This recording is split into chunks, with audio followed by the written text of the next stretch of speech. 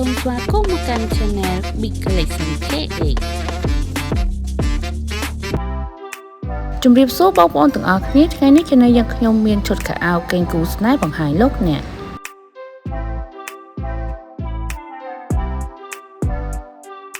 ឈុតកេងនេះផងដែរមានពណ៌សូកូឡាកបើកមានឡាយជាមួយនឹងខ្លាឃ្មុំនៅផ្នែកខាងមុខនិងកាបូបផងដែរ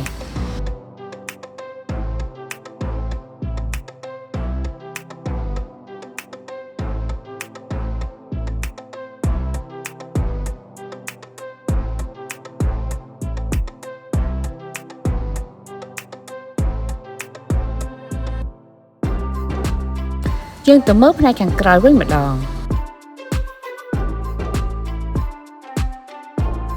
ចំពោះផ្នែកខាងក្រោយក៏មានឡាយខ្លាឃ្មុំនិងកាបូបផងដែរ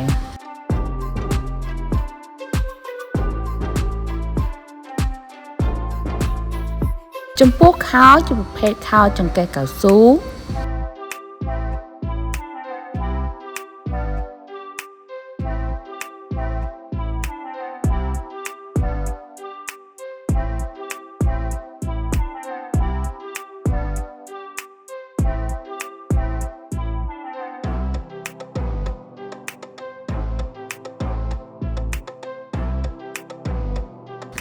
ចំពោះឈុតនេះផងដែរខោអាវប្រុសនិងខោអាវស្រីម៉ូដដូចគ្នា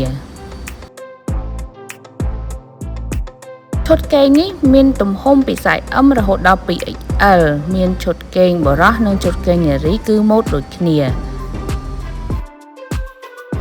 ចំពោះឈុតនេះមានឡាយតុក្កតាខ្លាឃ្មុំទាំងខាងមុខនិងខាងក្រោយផងដែរសូមចុច Subscribe និងសញ្ញារូបកណ្ដឹងដើម្បីទទួលបានវីដេអូថ្មីៗពី Channel យើងខ្ញុំ